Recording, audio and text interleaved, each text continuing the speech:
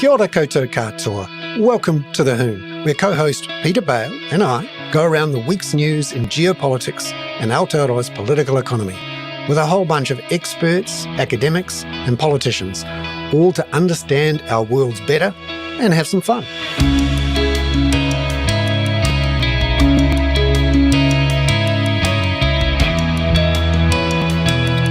Well, kia ora koutou katoa. Lovely to have you on. Now, slight correction. You may have heard me saying in the recorded version that Peter Bale will be on. Peter's on leave this week, so it's a solo Hoon of sorts. Although, of course, we've got our regular guests, Catherine Dyer, to be talking about the climate from 5:10 to 5:20, and Robert Patman from 5:20 to 5:35, talking about all sorts of dramas in the Middle East, in Ukraine, and with AUKUS this week. And then from 5:35, we'll have a good old chat with Craig Rennie, the chief economist at the CTU, about what's happening with the economy. We've got some fresh economic figures today and the ongoing tax debates that seem to have fired up a bit in the last couple of weeks and are certainly live and or ever present in our broken tax system. Welcome in. It's been quite a week of news for the government in a bunch of different ways locally and of course internationally with climate and conflict in various forms. I wanted to focus firstly on the economy. We got news today that real GDP fell 0.2% in the June quarter from the March quarter, and that we've essentially been bumping along in recession in total terms for the last couple of years. But when you look at the scale of the population growth and then you put that into the figures, you can see that New Zealand's real per capita GDP, so that's taking out the effects of inflation and also putting in the effects of population growth, real per capita GDP has fallen more than 4% from its peak a couple of years ago. And compared to the recessions that we saw over the last 30 years or so, it's actually deeper and longer than the one that we had after the 1990 mother of all budgets.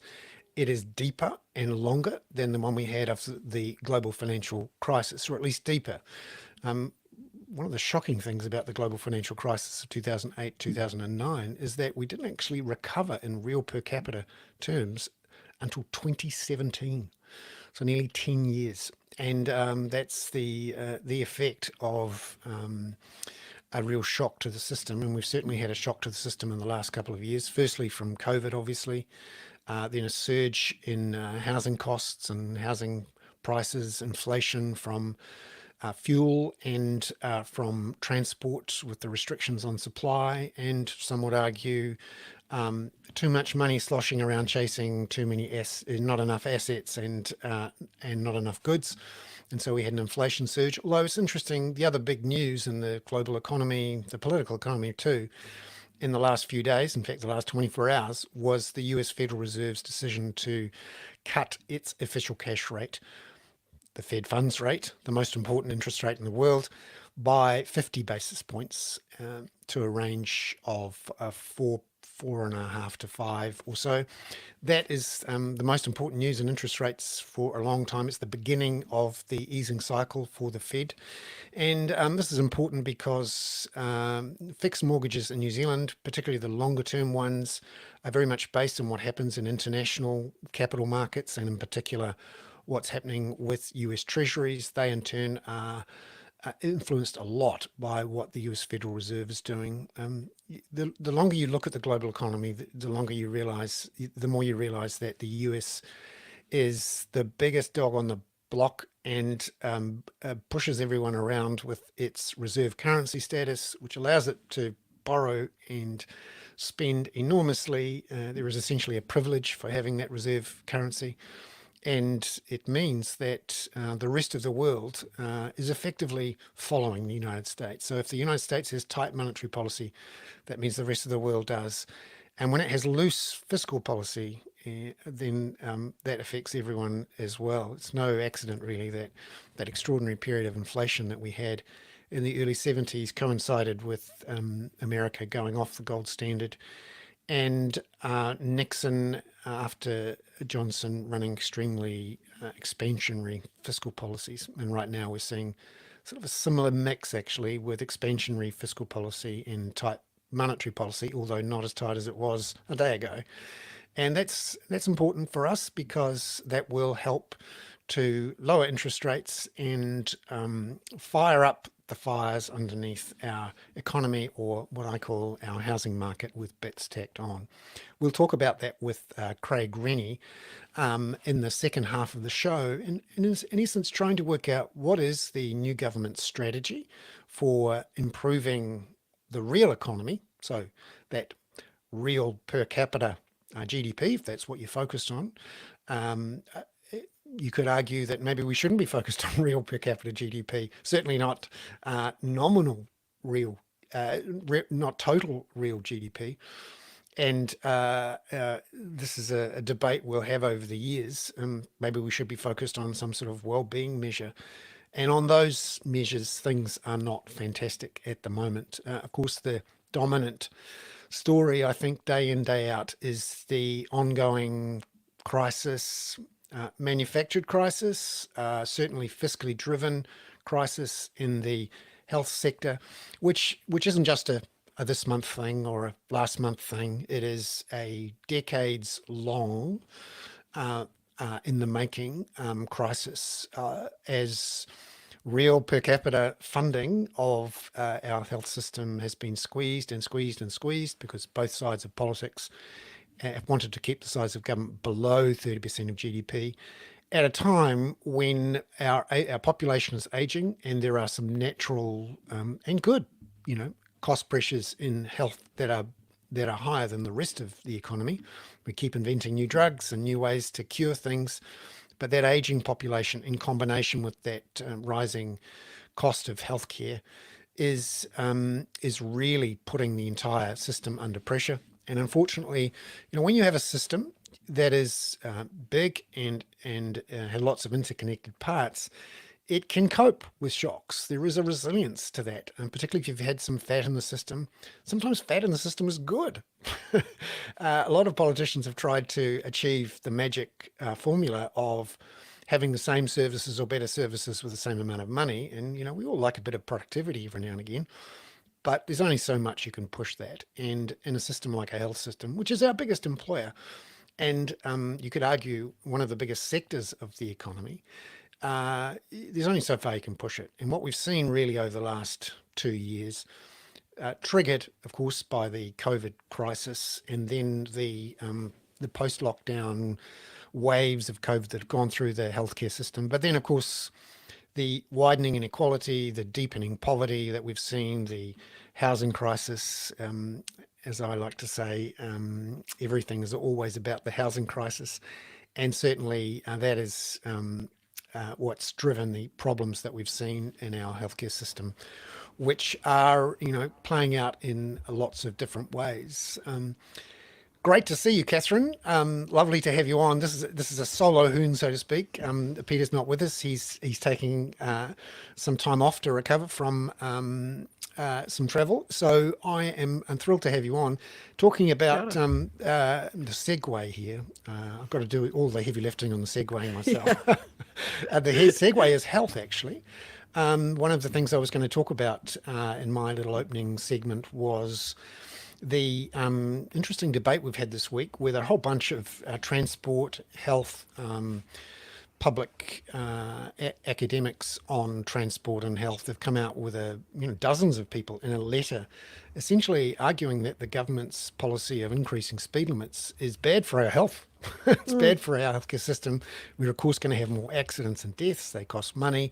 We're going to have more driving, and that's more vehicle kilometres, which means more pollution. We always forget, of course, that all of that petrol and diesel creates particulates, which causes all sorts of respiratory problems, and that all cascades into the A&E departments, and is one of the real, actually sort of one of the sort of forgotten aspects of the climate change story. We're now clearly talking about climate change as not just about, saving the planet. It's about doing things cheaper because we know that electricity is cheaper, but actually it's healthier for us, isn't it? Yeah, pollution's one of the biggest worldwide killers of, one of the things that causes early mortality all around the world in huge numbers, like absolutely huge. It's shocking when you look at them and realize, wow, that's, a lot of that's driven by what comes out of tailpipes as well as obviously some industrial stuff. But yeah, it's amazing. It has a big, huge health impact. And it's not only that, like if you're moving to active transport modes, then that has big implications for people's health as well, just because they're getting out and are doing things that are more active. And if the city is more negotiable that way or navigable, with active transport, then yeah, it has loads of positive impacts on the healthcare system. Yeah, and for those who wanted to find out a bit more about this, I had an interview that we published today on the Kaka with Simon Kingham, who is from the University of Canterbury, a professor in geography, who up until a few months ago was essentially the chief science advisor for the Ministry of Transport. He's come out as one of the authors of this joint letter, saying that the government needs to take into account the wider health costs of its decisions on not just speeding, but of course, the dramatic shift in the government's policies away from active modes of transport, cycling and walking and public transport, and towards double cab utes, to be frank. And Yeah, he points out that not only is the government overestimating the benefits of getting home 1 minute earlier from netball practice or bringing the kids home from school, and including that in your work productivity stats.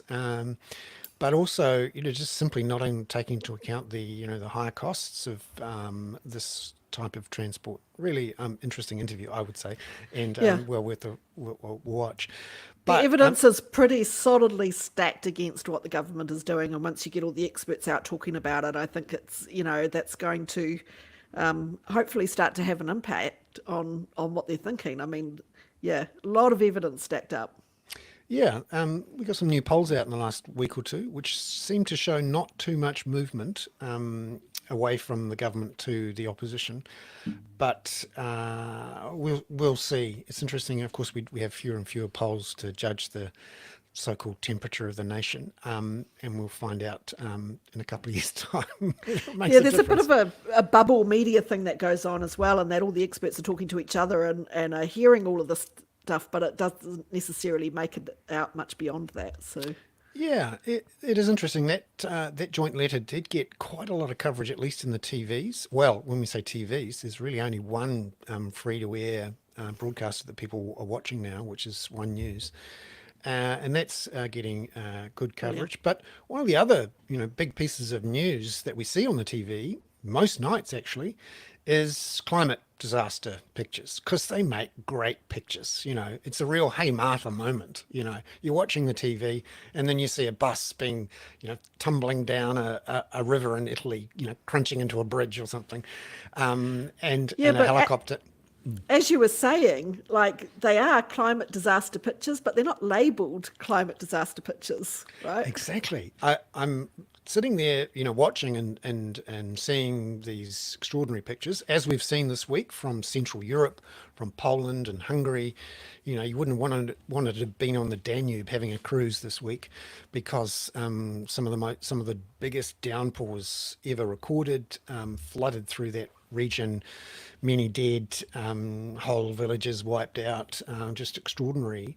Watching those pictures, and you know how when you watch something and you wait for them to come up with the obvious thing at the end, like, this happened because here's the context for these extraordinary pictures. I keep waiting for the caveat or the disclaimer at the end of these shocking climate disaster TV pictures, which is climate scientists say we are going to see more of these extreme events more regularly because of a warming climate.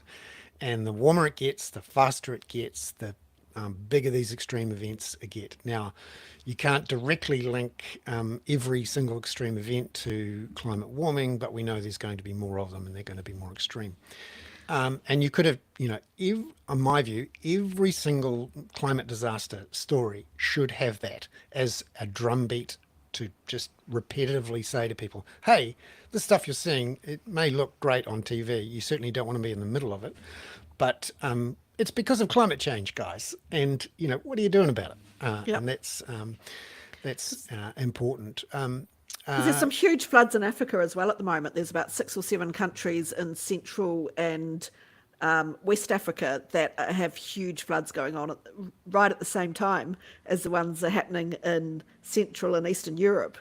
Like that scale of event on 2 massive continents covering multiple countries, to be happening at the same time right now is just, it's mind-boggling. Yes, and it would be good to see some more active and explanatory coverage of that stuff. That's the thing. I mean, everywhere in the world now you're seeing. So Brazil, for example, basically good chunks of the Amazon are on fire at the moment. Peru had to evacuate an entire chunk of the country. As you say, the Sahara, which is normally the driest place on the planet, is from space. It looks green at the moment.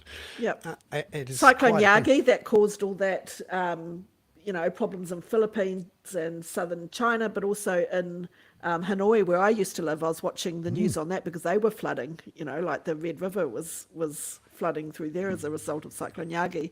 They lost about 3,000 odd trees in Hanoi city. Lots and lots and lots of climate-related stories.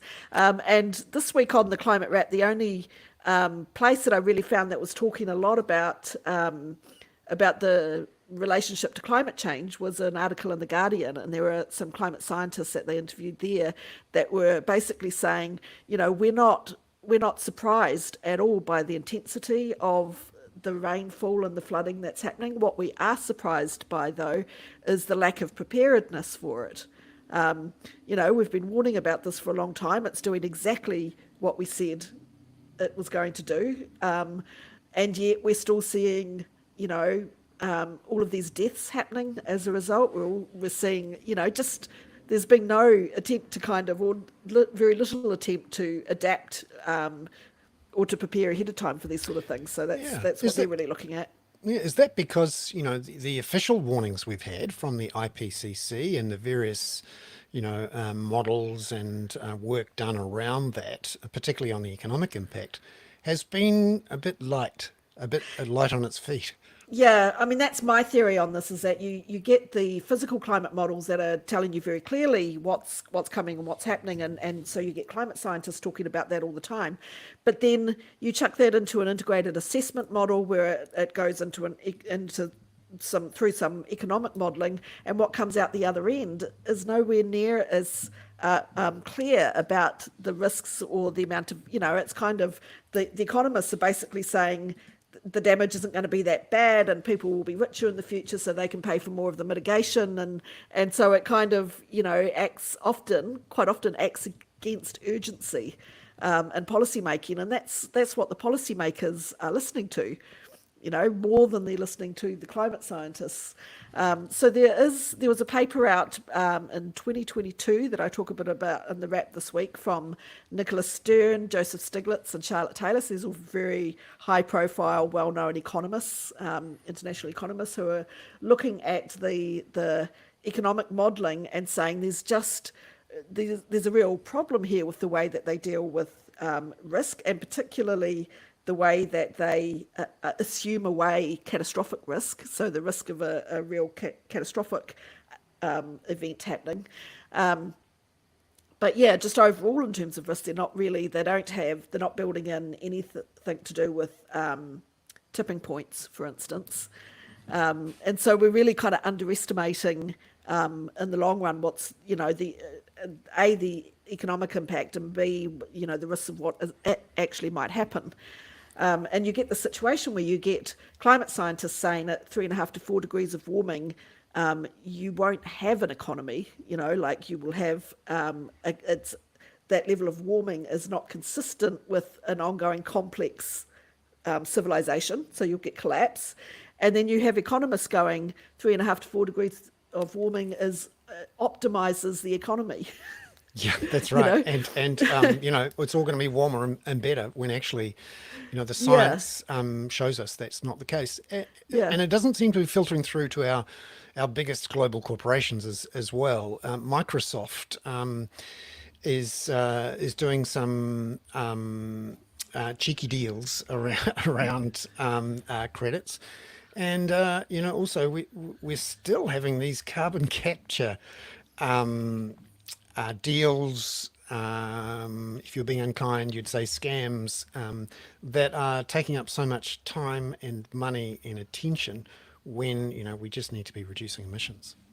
Yeah, there's this really interesting story that came out this week about a project in Wisconsin, and it was a project that was going to be set up to do direct air capture, so DAC for short, which is that they were supposedly going to take carbon dioxide straight out of the air and capture it and store it. That sounds like magic.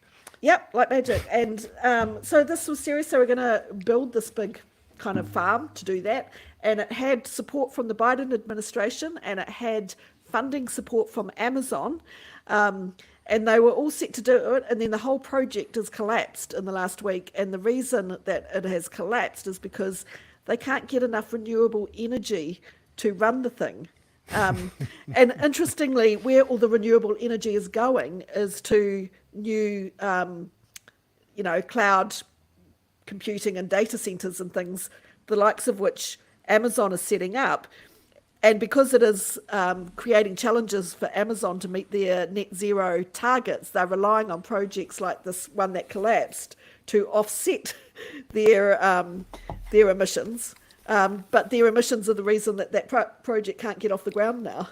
So Yeah, it's and got a that really whole nice circularity about it. That's right. And one of the interesting problems with these data centers in particular, now they've got so many of these power hungry AI chips, they are going through enormous amounts. One of the most shocking stats I've seen so far this year is from Ireland, where, of course, they've made an entire economic business model out of tax evasion Hosting. and pulling in the tech and pharmaceutical companies looking to get into Europe. And now those data centers for those tech companies consumes more power in Ireland than all of the houses, not just in the cities and towns, but in the countryside. And to the point now where some councils are actually saying, hang on a minute, if you want that data center there, we're not going to let you do that. Could you tell us Yeah. briefly about that? Well, apparently it's the main electricity supplier in Dublin who is saying we're not going to accept new connections for data centres for the next few years anyway, unless they are supplying all of their own electricity on site. And it also, the councils are kind of saying it's not just that; it's also the fact that if we approve these new data centres, then they're not consistent with our development plans for the city, and it could slow down our clean energy transition because they're sucking up all of the extra energy clean energy that we can produce, and it will slow down our transition for everybody else. And so there's kind of this de facto moratorium in Dublin on new data centres opening, although apparently Amazon managed to find their way around it quite recently, and they've been given permission to open some new ones. They're so powerful, and that's going to be one of the great challenges of the age. How do we reduce emissions from fossil fuels to generate electricity and take on new renewables, while at the same time trying to keep up with the growth in demand for electricity from these AI powered data centers? Fantastic to have you on, Catherine. Thank you very much. Brilliant. And the segue from data centers into international affairs is this extraordinary story, Robert, about how Mossad, it seems, used messages from data centers to pages to attack people all at once in their pockets, in their hands, and in Lebanon. Can you tell us a bit about this? Yeah, it is an extraordinary story, isn't it? Two types of communication device. On Tuesday, I think about 5,000 pages exploded almost simultaneously. And these pages were in the possession of Hezbollah, Ironically, they moved to pagers because they suspected that their mobile telephones would be vulnerable to penetration from Israeli intelligence. And then, of course, there was the walkie-talkie episode within 24 hours when these communication devices also imploded. Or exploded, I should say, really. And of course, it's a very serious thing because a number of people have been killed, including at least one child. And we can just imagine the uproar if this occurred Can you imagine in, say, New Zealand or in the United States. If we had thousands of communication devices blowing up simultaneously and severely injuring a number of people, as well as killing more than 20 in total, there would be quite a considerable uproar. So, and it seems to me that there's considerable mystery about how all this was achieved. It seems as if the devices were purchased from Taiwan via an intermediary company in Hungary. And so from all the early reports, the story's very much unfolding, I think, Bern. Yes, it's one of those stories of globalization where you're never quite sure where things have been put together, where the chips and the motherboards and everything's got together. And it appears Mossad, who have not publicly acknowledged that they've done this, although there's an excellent story in the Financial Times today, which quotes a Mossad official saying they can't comment, but the emoji that came with the comment was a winky face emoji, which is sort of awful and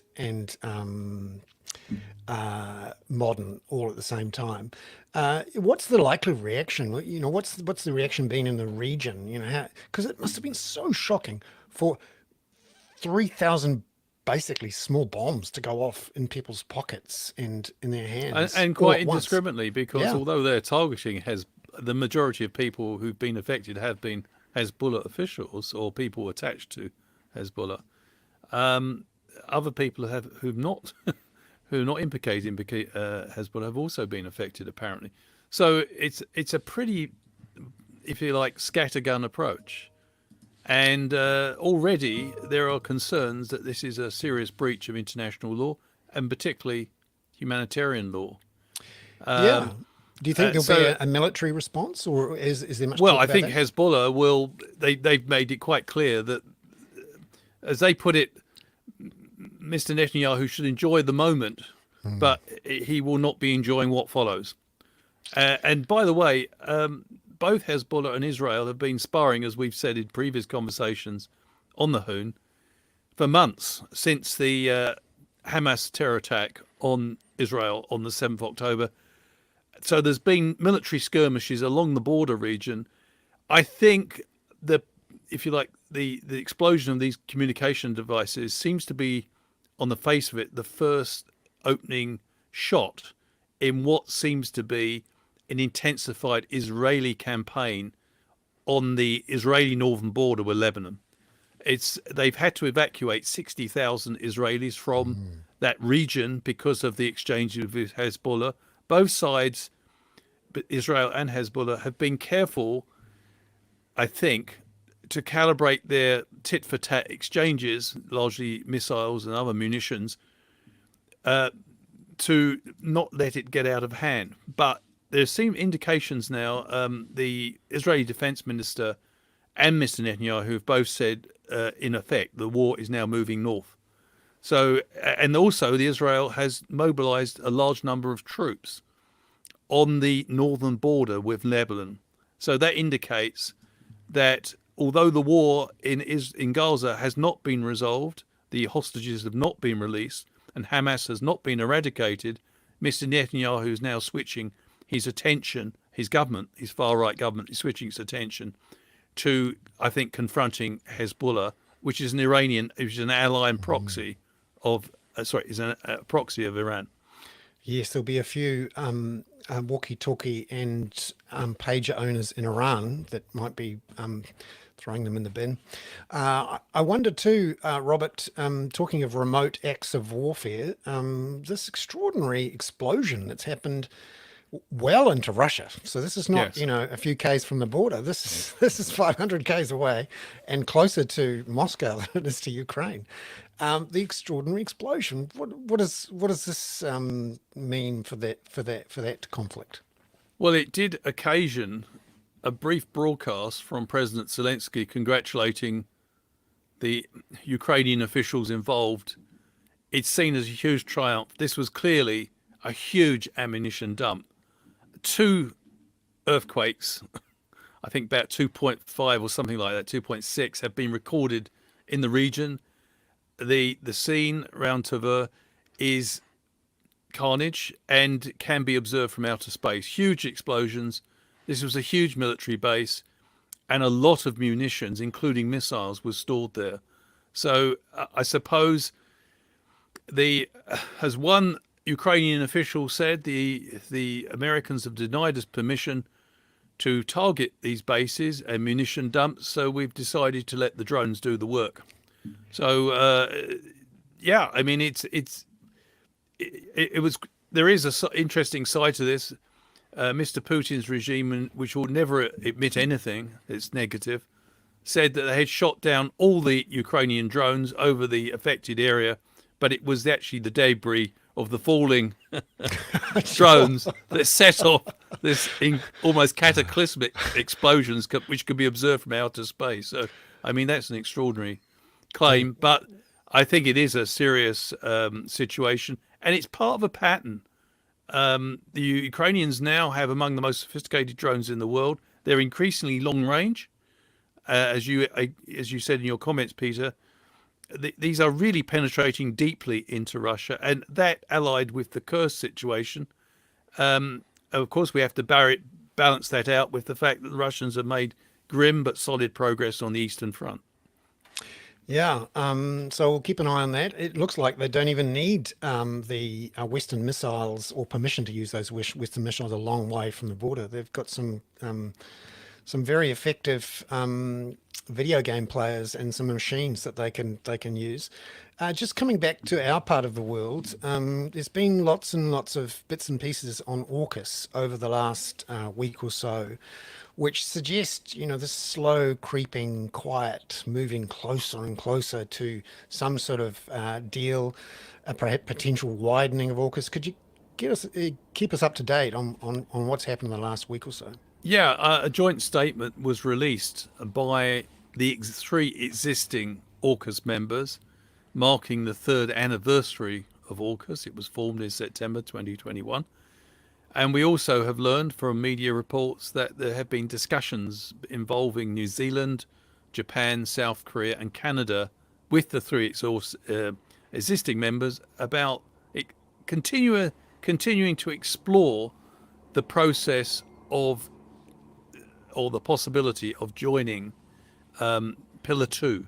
This is the aspect or arrangement or dimension of the AUKUS partnership, which involves cooperation and the possible sharing of state-of-the-art technology in the defence sector, possibly in artificial intelligence, cyber, and related areas. So that's what we've learned, that more discussions are going on. But Mr. Peters was quoted as saying, our foreign minister, that no decision will be made until there's been a very transparent and open debate in New Zealand. I don't get the sense. A lot of people saying it's a done deal. My sense is it's not a done deal, and there's everything to play for. And I do think, I can only speak for the New Zealand case. I don't know how the other potential members feel about this. I think New Zealand is probably waiting the outcome of the US presidential election.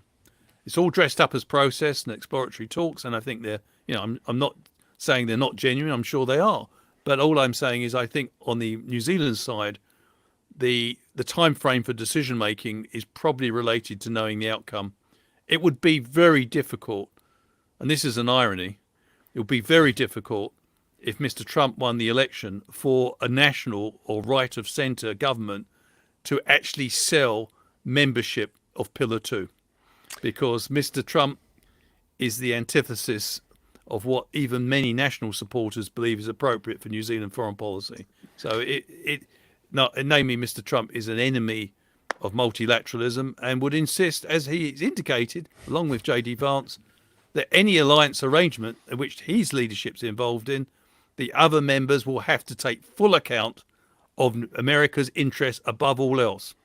So it's like subsuming ourselves to the American leader. And not only do we have to probably pay bits and pieces for these submarines and the extra tech, but we won't get trade access into the United States because Donald Trump is pretty keen on tariffs and trade barriers. You're right, it does make it less palatable. Although I'm sort of surprised actually that, there's talk about transparency in the debate and that this is something that's, it's all very above board. Yep. We've yet to see the Prime Minister actually subject himself to a proper interview about this. He's not in a single interview on Q&A, which is where these things should be debated between elections at least. And also, we've yet to hear a proper argument for a major shift in our foreign policy. We're going back to 1984, really. This is taking us back into ANZUS, to be frank. And when you have even the guy who said the anti-nuclear legislation would be gone by lunchtime, actually coming out and saying, well, I'd quite like to keep that anti-nuclear legislation and stay out of ANZUS, that's quite a thing. Yeah, and of course, I think the opposition to AUKUS in this country is being encouraged by the growing pushback that's occurring in Australia. And Australia is realising that they are about largely footing the bill for AUKUS. And as we've discovered before, some comments by American officials, including Dr. Kurt Campbell, who is the National Security Advisor for the Indo-Pacific, he made a slightly unguarded comment about what would happen if America found itself in conflict with Taiwan. He said, well, if it happened in the 2030s, we'd probably order a few Australian subs down into the nuclear-powered subs to deal with it. And that went down like a lead balloon in Australia, who quickly, a lot of commentaries were saying, is AUKUS about deterring China or is it about protecting US primacy? So I think that debate is really gathering momentum in Australia. I think many Australians are suffering from buyer's remorse. That hasn't really percolated way through to the political representatives on both sides of the House in Australia, so to speak. But I think I don't think they will ignore it. There's a number of serious people now, not just Paul Keating, who's the initial opponent of AUKUS, but you've got previous. I'm just trying to think that you remind me, Bernard. The other, I think it's Turnbull. The previous Malcolm Turnbull, Bob Carr, and then Ross Garneau coming out a few weeks. And some really heavyweight strategic thinkers, centre-right actually, in political terms, who've actually said this is a bad deal for Australia. We're putting too many eggs in the American basket, and this is a potential encroachment on New Zealand's national security interests. So that debate is certainly unfolding, and Canberra has recently been described as being in a state of ferment over AUKUS. So that's interesting. It's not getting a lot of headlines, but it's happening. And we will not be indifferent to that. Our government puts tremendous store on trans-Tasman relations, and I think with some justification. I don't think we'll be indifferent to what's happening. Robert, thank you so much for coming on to the show. Lovely to have you on. And it's now time to go from the geopolitical to the economic and our way of running the country, the scale of the government, how we tax each other. But first, the economy. Craig, you've been busy today combing through the national accounts, which came out at 10:45. What did you make of today's GDP figures? Well, today's numbers were a really useful corrective for many of the headlines we've seen over the past couple of weeks telling us that actually things are getting better. RNZ talked about there being light at the end of the tunnel, that the economy's coming round. We're at the end of a tipping point. We're seeing GDP falling 0.2%. To put that into context, the Treasury at the budget had forecast growth to grow by 0.2%. We also saw revisions to some data in the past, which means that we don't quite have the triple dip recession that we were promised. We missed that by $26 million out of a $64 billion quarterly economy. So that gives you some sense of how close we came to that. But in short, we saw growth disappear across many of the sectors. We've seen business investment now be smaller than it was this time last year. We see construction markets falling. Residential construction is smaller than this time last year. And we see government expenditure falling quite significantly in the data. Many of these things tell us that we actually have many challenges that we can't deal with. 2 seconds. No, it's been quite a busy old time, and Yep, so no, good to see. There's plenty of domestic work on the go there, unpaid domestic work. I'm sure. unpaid domestic work. So, long story short, we've seen the economic data tell us that things aren't as good as they might have been, and that together with rising unemployment, together with problems that the government's going to face in paying the bills in the future, because a smaller economy means a lower tax take, which means higher debt if you want to keep spending the same, or means fewer services. There are real challenges in delivering what we do need to do next. Yeah, I'm curious about the government's strategy here, which is to avowedly contract the size of government within the economy. And the assumption, I suppose, is that when you reduce the size of the government, the private sector will expand and the size of the pie will somehow get bigger.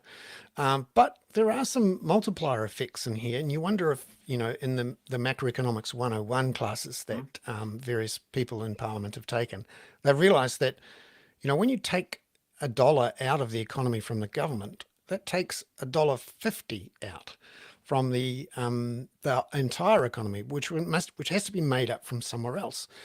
And particularly in New Zealand, where the government's role, particularly in construction and infrastructure, is quite high and direct, unlike in other countries where local governments, state governments can have quite a role, and are therefore there's a buffering effect between the decisions made at the centre versus what's happening at the edges.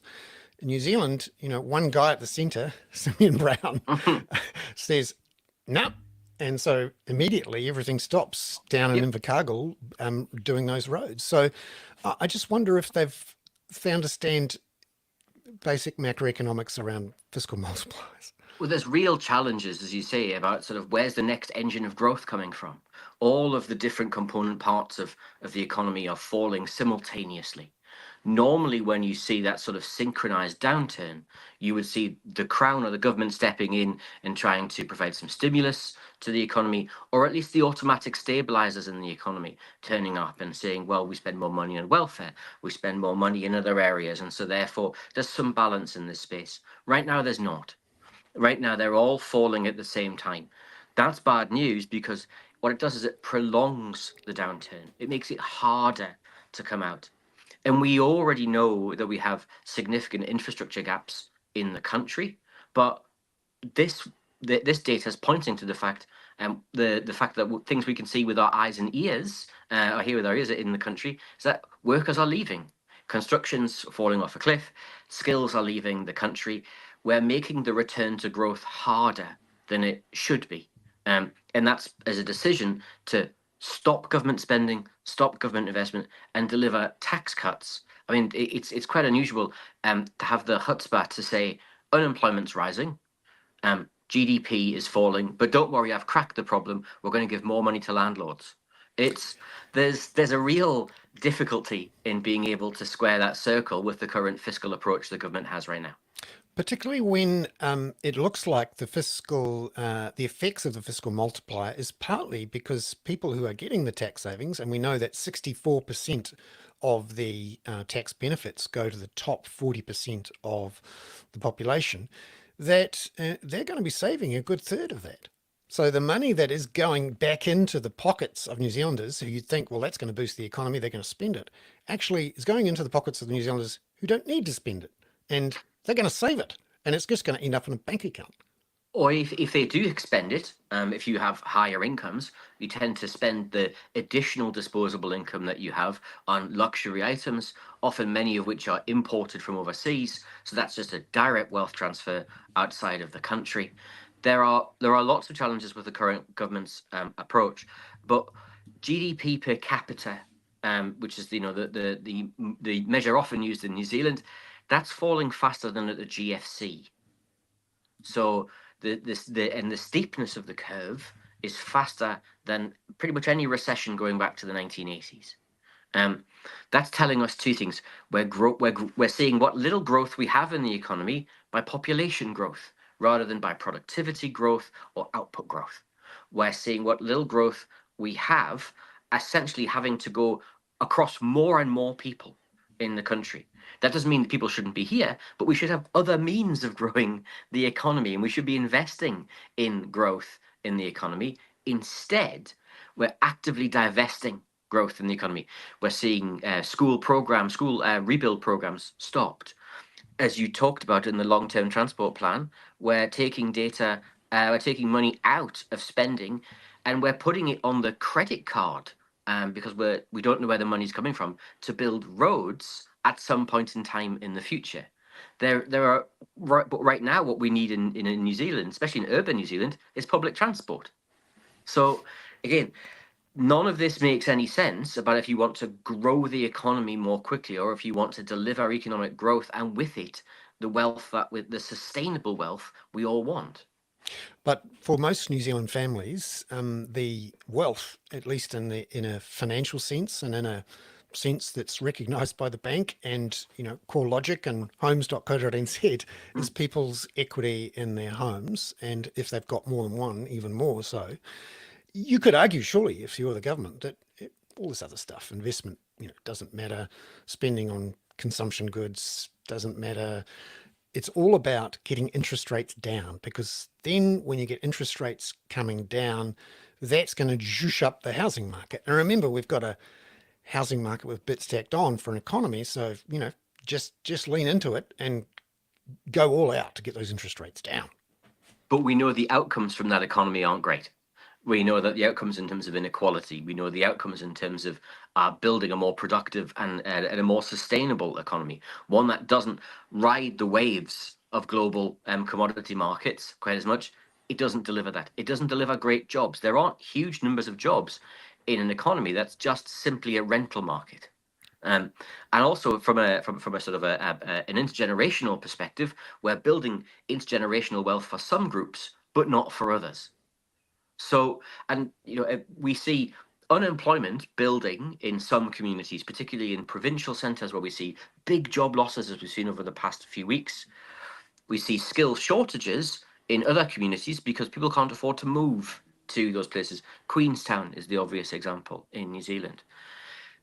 Building just the housing market back up just rebuilds all of those problems. We are hooked, as you say, on the heroin of that housing market delivering another hit. And there's, if we're simply looking to the Reserve Bank to give us another hit via lower interest rates, then we're simply storing up trouble for the future. I have no sympathy for the argument that the government shouldn't be spending money right now and even going into debt to do that.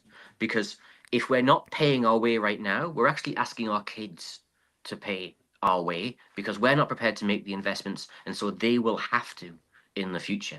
And that's the challenge. How do we grow that economy right now so that actually we have a more sustainable economy in the future, not just, as you say, a housing market with bits tacked on? That's assuming those kids will be in New Zealand to pay the taxes for all those people. Yeah. Just thinking about this underlying structure of the economy, it appears to me that the government is basically locking in place the incentives that we have in our economy for investment, not just investment by businesses, but also investment by the government itself. If you've got a permanent direction to everyone, get the size of government under 30%, and to do that, we also need to dial back on our capital spending on things like hospitals and schools and R&D incentives and public science and public R&D. Then you're essentially saying we're a low investment, low wage, low growth economy. It seems to me, and we had some interesting sort of a reiteration of what we already know, but it's fresh research today from Max Rashbrook from OECD data showing that the wealthiest New Zealanders, those on average getting 5 times the average wage and income, assuming half of their income comes from capital gains, their effective tax rates are half to a third of those in other countries we compare ourselves with, including the UK, the Australia, and God help us, Denmark. So. How do we shift the incentives in the economy so it's not always about just getting the mortgage rate cut and buying a third or fourth rental? Well, you're absolutely right. Housing is one of these funny assets in New Zealand where essentially we don't. You can take somebody else's money at the bank, you can get somebody else to pay it off in the form of rent, but you get all the profit and it's not taxed. You're mad if you don't, to be deadly honest, because housing is enormously tax advantaged. You can write off your costs, and you can make huge lump sums tax free at the end of your gain. Now, we have to change the incentives inside that system. We have to look to see what most other sensible countries do around the world, include I think all but 2 other OECD countries have, which is a capital gains tax system, which says, well, if you've got capital gains, that's income. You've realized it. It's real cash. We're going to tax it in exactly the same way as your or I or any of your viewers' income will be taxed from the first dollar. We have to make sure that actually, what incentives exist to be investing in plant, equipment, in productivity, in research and development, in innovation. What examples can we learn from overseas about how we can encourage people to invest in those markets? And a big part of that is actually how do we have the tertiary education system that we need in New Zealand? So we're creating what is a terrible phrase in economics, the thickness of the market in that space, so that actually there are companies working together on innovation. That's how you end up with clusters of growth in other countries to deliver the kinds of outcomes that they want to see. But overall, we need to move away from an economic model that relies more and more upon selling houses to each other for a profit, and to a model that actually talks about output and talks about productivity and talks about using the skills that are already in the country in ways that will deliver long-term growth, not just more borrowing. So, we're still a couple of years away from an election, and as the chief economist at the CTU, you're involved in the debates on one side of politics. Could you tell us a bit about, how you're involved and where we are in the process? So, wearing other hats, I'm also, for the benefit of your viewers, the vice chair of the Policy Council of the Labour Party. Just crystal clear on that. I think it's fair to say this is actually increasingly a bipartisan conversation. We saw the Secretary to the Treasury come out and say we need a capital gains tax in New Zealand. We've seen large financial firms in Australia. We've seen other advisors around the economy saying we need a capital gains tax. We saw Cameron Bagri, who used to advise the National Party, come out and say we need a capital gains tax. I think increasingly the conversation amongst policymakers and decision makers in Wellington is actually pretty set, that the current taxation system doesn't work. The challenge is what replaces it is always still a much more fraught debate. But I think you could move the needle on capital gains taxes much more from the we could do that but we just don't, to the why don't we, and we should do one as quickly as possible. And that's to tackle 2 things, as you say, Bernard. One of which is that actually the incentives problem in the economy, but also I think it's fair to say we've destruction tested over the past 40 years whether or not spending 30% of GDP as core crown expenditure will deliver us the kind of state that's fit for purpose. And having destruction tested it, it doesn't work. It doesn't work, and as a consequence, we need to lift our overall levels of expenditure as a percentage of GDP. We can't really do that with income taxation. We're already taxing the first dollar. We could probably go a little bit further at the top, but to be frank, as you go higher and higher up the income taxation moves, you get less and less revenue. We can't do that with business taxation. Business taxation is very sensitive to that in Australia, and so corporation tax is, you can't really move it a lot one way or the other. We certainly can't do that with local authority rates, because we're seeing local authority rates spiral already just to pay for water infrastructure that we should have been paying for via other means. What's left is capital tax, wealth taxes, or land taxes. And it's one of those three. And one of those three, or some combination of those three, will be the means by which we will rebalance that taxation system, but also help move the incentives in the right place so we get that better economy in the future. I wonder, though, how you convince that, 5 to 10 percentage points of the voting population, that median voter, the swing voter, essentially who are mostly homeowners, typically a bit older, maybe with a family, with aspirations to be multiple homeowners, either holiday homes or rentals, who see no other way. They see that their kids are struggling to get into the housing market on their own, so they're going to need some help. And the only way to really juice that up and give them some help is to have some more untaxed and leveraged capital gains. How do you, as you say, break the addiction, which is now not only embedded in our economy, it's embedded in our politics?